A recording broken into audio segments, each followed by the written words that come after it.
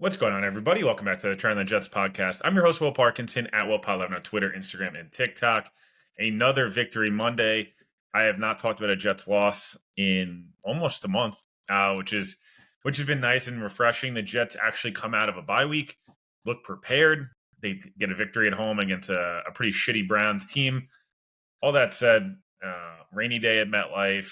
Justin Fields played as bad at a quarterback as you can ask for, and the Jets still put up 27 points against a great defense, and in total as a team, generally played pretty well defensively. Were unbelievable on special teams. I thought they were really well coached yesterday, especially on from a game plan and timeout perspective and things of that nature. Yeah, and the Jets win back-to-back games. To me, I think there's a lot of discourse around, is winning good right now? Should they be losing for picks and the whole 9 yards, right? And all those things are fair questions, I think. And based on the way the last 14, 15 years have gone, it's hard to blame people for feeling that way.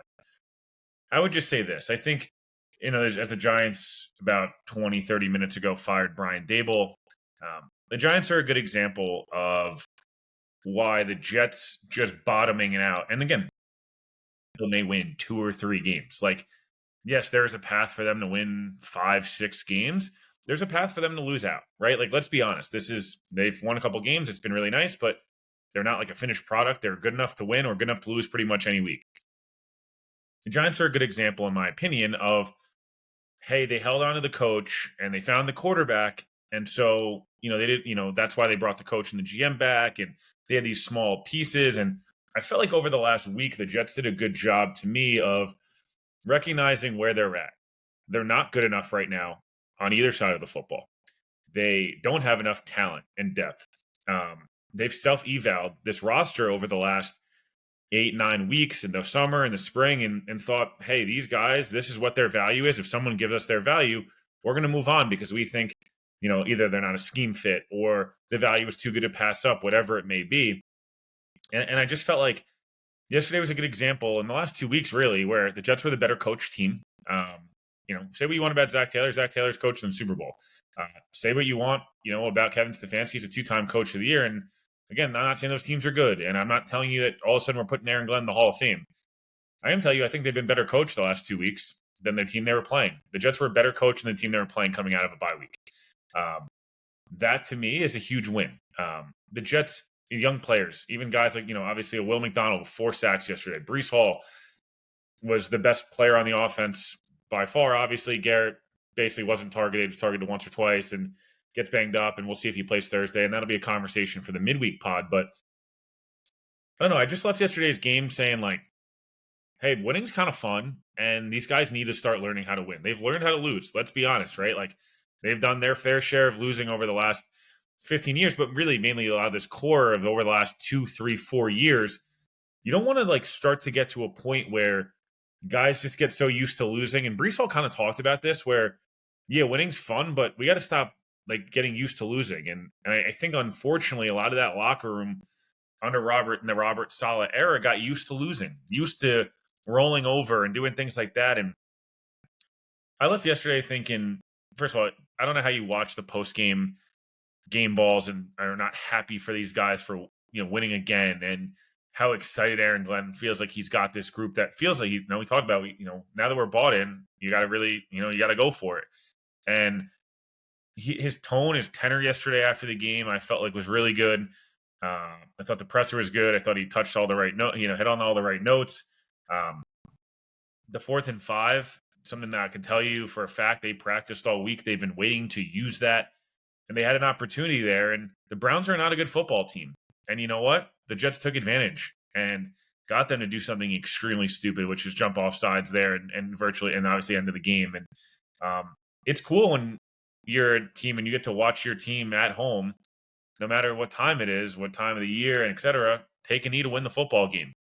That to me, and I think people have almost gotten so used to losing, it's hard to sometimes see that. And again, this quarterback class, I think, is going to be better than the way they've been talked about the last 10 days. But I also don't think it's some hey, if you don't have a top 3 pick, you're fucked for the rest of the time, right? Yeah, there's a shot that Fernando Mendoza, Ty Simpson, Dante Moore, I don't even know if Moore's going to come out. Who knows if Simpson, what Simpson and Mendoza will be. It looks like guys like Arch Manning and Mateer and these other names we've talked about over the last 3 months are more likely to go back to school than not. Nussmeier, Klubnik, very disappointing senior seasons. Nussmeier from an energy perspective and just did not feel like he's not brought it this year at all. And Klubnik's not been very good, and a lot of people didn't even love him coming into the year. So the point being, Marcel, like there's a lot of guys. So my point being, it's also week 9, week 10.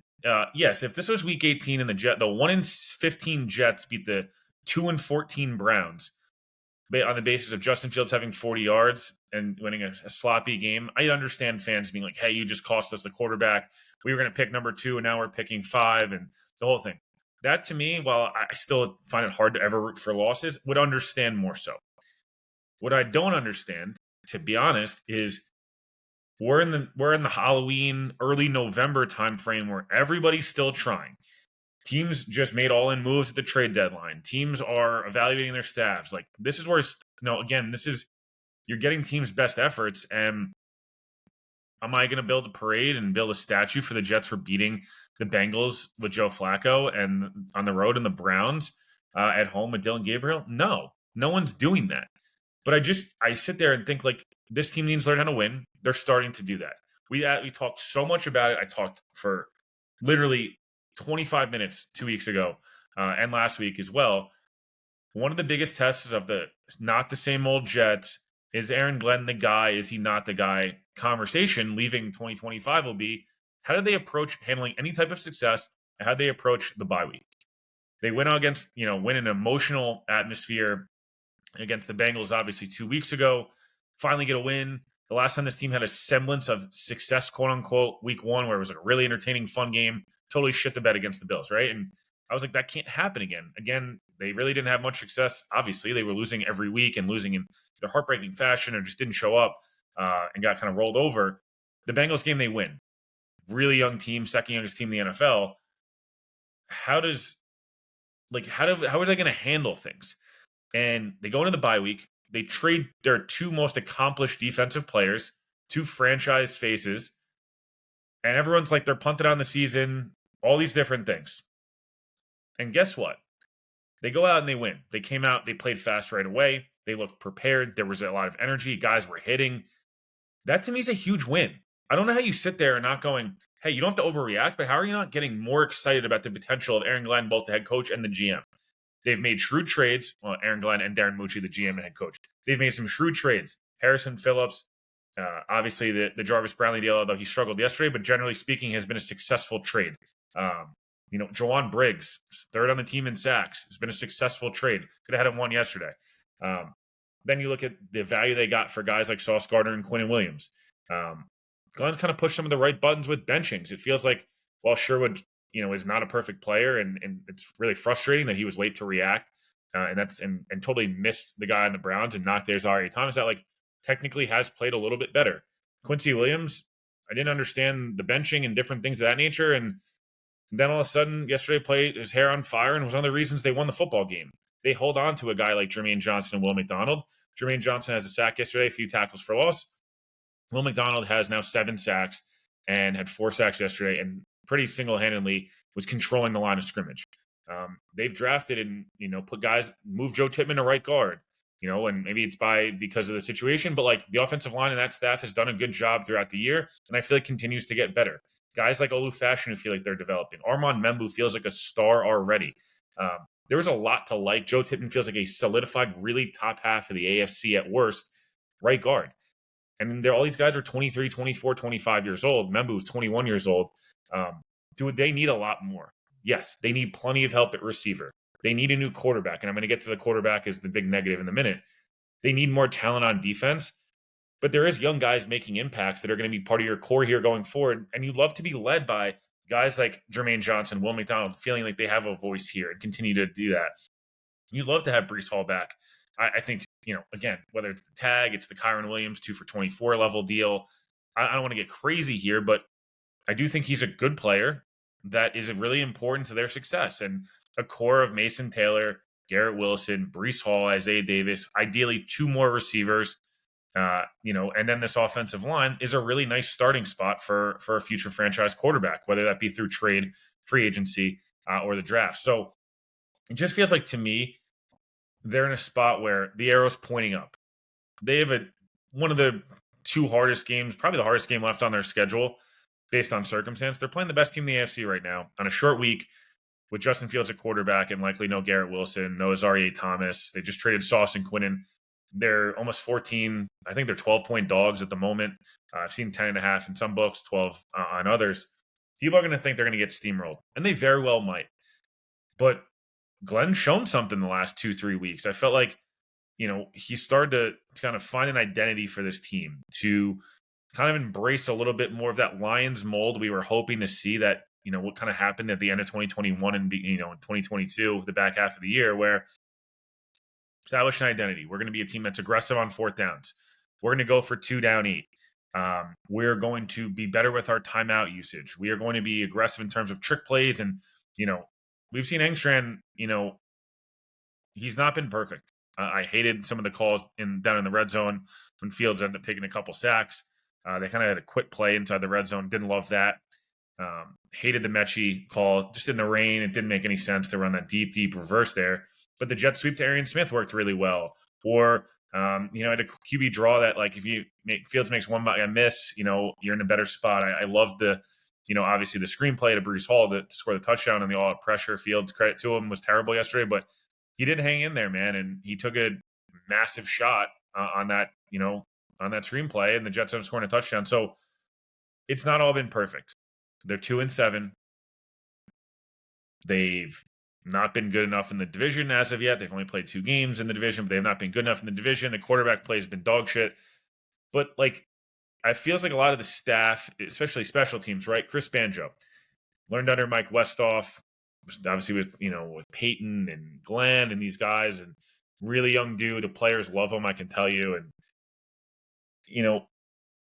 to have 2 returns like that, first of all, they found McNamara. Credit to them. He's been fantastic. He puts them in great field position. He'll be their punter for their 15 years if they want him to be, right? He's a young dude that's fantastic at his job. He's now doing kickoffs. He's been really good at kickoffs as well. If you notice, every kick's right at the 2-yard line, and makes their coverage unit put them in a good spot. Punt coverage has been really good. Kickoffs have been good.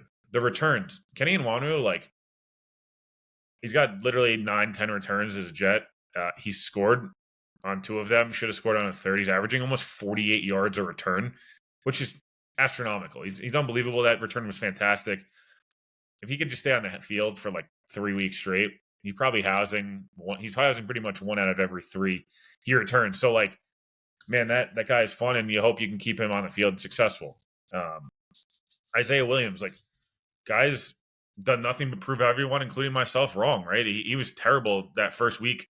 He comes in, they cut Gibson, they bring Isaiah Williams in, and he looked terrible, week 2. And then, they go to Miami week 3, and he fumbles multiple times and just didn't look good. It looked like it was going to be a mess. Almost fumbled against Denver. But then it started to kind of slowly turn, right? He started to put it together, got some offensive reps, and it was really good yesterday. The punt return was fantastic, and he seems like a high culture. Both those returners seem like high culture guys, and so credit to Banjo, and then Nick Folk as well, obviously. And he's been a guy who the Jets find Jamarcus Weston, right? He's been a fantastic gunner. Quantez Stiggers is a demon on punt and kickoff. And then obviously Nick Folk remains perfect throughout the year. And the Jets went into the summer and didn't feel like they had the quarterback in house. They made a change and they figured it out. So really, really A+ job from Banjo. That to me can't go understated. That's a young coach that's developing under Aaron Glenn, and it's been awesome. Again, I think Glenn, I don't want to shower too much praise because, again, they're 2-7 and they beat the Browns and Bengals. But, again, came out prepared out of the bye. The team did not look like they were asleep. They did not look like they were reading their press clippings. And, again, you shouldn't be reading press clippings down, being 1-7. And, again, they get a win there. And it's nice. And then this will be a big test on Thursday. This 10-day stretch where they play 2 of their 3 hardest remaining games. Can they show up and show some fight? And maybe they lose both, but because they're going to be double-digit dogs in both games. But you leave the game going, that was a really well-coached, hard-fought team, which is exactly what we all wanted going into the year. Look, Justin Fields is very bad. Um, he is pretty difficult to watch. He doesn't really do much. He doesn't run a lot. Doesn't really have like high energy. He threw an awful interception yesterday that everyone in the stadium knew was going to be picked off the second that he dropped back to pass. Everyone saw it. I know Glenn, was like, hey, it was, the cover two invert. Man, everyone saw that. He was predetermined. The second that the ball was snapped, he was throwing that backside dig. It was horrible. It basically put them in a terrible situation. They had all the momentum and it totally zapped the game. To his credit, I guess, like he hung in there on the screen pass. But again, the Jets have the worst quarterback probably in the NFL. And they've won back-to-back weeks. And I guess credit to them. You could also say like, hey, why aren't you going to a Tyrod? Because New England's pass rush is not something that I feel like you're scared of, especially with this offensive line. He probably makes the most sense just because there's at least some threat to throw. But I'm not sure. It's hard to go and bench a guy after them getting 2 wins. I just don't know how that kind of reflects because Tyrod's likely to get hurt again. Then you're going back to Fields, so on and so forth. But again, Fields was bad yesterday, and third game of the year with like under 60 yards passing. I understand the weapons and stuff, and the Browns defense being good, but there were yards out there. They obviously don't trust him to throw. They obviously don't trust him to do much at all, and it just feels like it's the one really frustrating part of watching them right now is like it's hard to even get the playmakers the football because he's just not doing a very good job. And again, I was happy for him a couple weeks ago and the adversity and stuff, but it feels like at this point you just kind of have to run the service academy, triple option offense and read option stuff and hope Fields is willing to kind of take a beating a little bit, to kind of go out there. But overall, outside of that, the Fields of it all, like again, the 4th and 5 was awesome. Kind of the screen pass and they called it at the right time. I thought that was a really nice job. I just kind of 5,000 foot view it. And again, I'll get more in depth on, kind of future, what this kind of the rest of the season looks like and different things like that. But to me, like all in all, the Jets are 2-7, but they've won multiple games in a row. They came out of the bye. They won a game. They look prepared at home. They handled success well. Now let's see how they handle success well with a major test in New England, but it feels like Aaron Glenn's starting to figure out, again, identity, a little bit of the culture side of it, who's in, who's not. They've made the big splashy trade. Remember, obviously the Lions, not the same caliber of player, but they go and trade Laporta. I mean, they traded Hockenson, I apologize, into a division rival at that time, and it was kind of like, whoa, what are you doing here? And the Goff Stafford trade and the whole thing, and it's like there was a lot of big changes, and there was a lot of trying to figure out who's in, who's not, and who's our guys and who's not. And it feels like they hit on their first 2 picks for sure. And it feels like a couple of the guys, more Thomas and potentially even Kiko could be guys that are like here in some capacity, and probably Zari and Malachi potentially as starters. And maybe Kiko's a kind of a solid third linebacker, which is always really what he should have been. Arian Smith, can he be your 5th receiver next year, right? And kind of do what you're hoping from some normal quarterback play. But I don't know how I just don't really understand him not feeling good coming out of today or coming out of yesterday and coming out of this 3-week stretch where the Jets have accumulated a fuck ton of assets. They have, they could go trade 3 first-round picks for a quarterback and still have their own picks remaining, or multiple first-round picks remaining. They could go spend $150 million and still have cap space in 2026. Like, they're in a good spot. So the rest of the schedule is difficult. The next 10 days, as I mentioned, are no walk in the park. Show me something on Thursday. Can you hang tight and lose 20-17? And hey, you hit Drake May a bunch, and you're able to run the football enough, and you create a splash turnover. The Jets still can't catch interceptions. It's absolutely hilarious. Travis Brownlee got literally pegged in the face with a Dylan Gabriel pass. But all in all, it was a fun win yesterday. It's probably more fun for me because driving home in 3 hours of traffic sucks after you lose. It's a lot more fun after you win. Again, it was a lot of young guys, and outside of Quincy, it's all guys who very likely will be here next year helping you out. Like, why aren't Isaiah Williams and Nwanu going to be here next year and be returners? I saw that commentary of like, these guys won't be here next year. Why? Why would they not be here next year? That doesn't make any sense. So I guess I'll finish with this. Like, I've said this 800 times and I'll continue saying it. I understand the idea of like tank and bottom out and get the top pick no matter what, and figure out quarterback and the whole thing.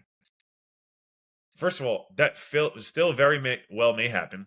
Firstly, secondly, How does that help your locker room? How does that give you any faith in this staff? I mentioned the Giants before, and the reason I use this example is like the Giants found the quarterback.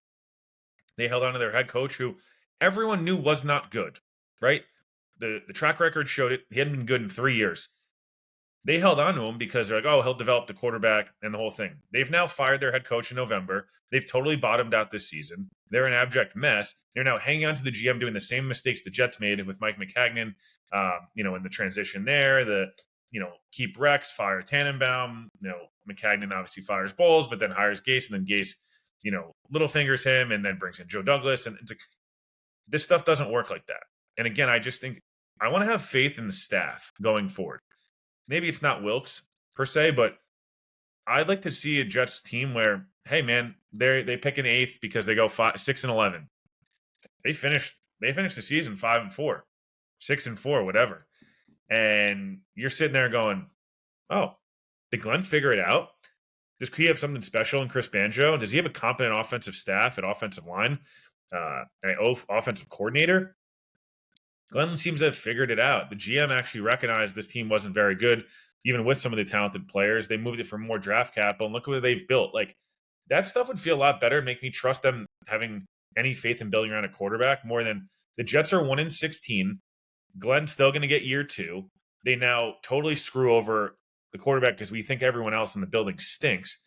That to me that still very well may happen, but that to me just doesn't feel like a smart strategy going forward. So, quick 22 minutes. Enjoy your victory Monday.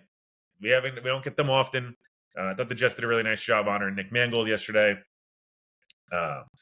Isaiah Williams' punt return being 74 yards. Again, just little things that are life works in sports and working in crazy ways. So, really nice to see the Jets honor Mangold yesterday. To Brickshaw Ferguson out there before the game. Nick's unfortunate widow and 4 kids, and there's a really cool shot of Garrett Wilson with them, which definitely gets you choked up if you really think about it. So, all in all, try to enjoy the win. Jets play a game again in like 72 hours. So, I'll have a midweek pod. We'll get heavy into the Patriots side of it and kind of the outlook. But appreciate it for listening, and we'll talk to you guys soon.